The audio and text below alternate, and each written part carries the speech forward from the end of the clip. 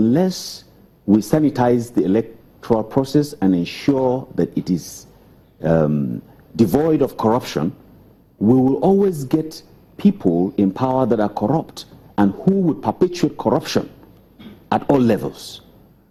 And to do that, you don't fight corruption with brute force. You don't fight it with guns. You fight corruption with intelligence. And you fight corruption with the rule of law. Due process must be followed, and to fight electoral corruption, you would need to put in place the modern ways of electioneering. That is, we started with the card reader, the internet process, and you must ensure that we go completely digitalized when it comes to our electioneering process. That is the only way you can fight corruption.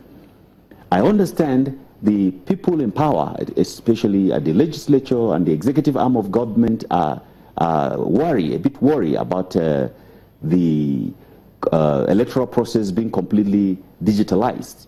And it's to give room for manipulation and corrupt practices. But I would insist and would suggest very strongly that we must completely ensure that our electoral process is digitalized. That is the only way we would ensure that we fight corruption. It is at the point we elect our leaders that we find out that corrupt people get in there corruptly and they perpetuate corruption.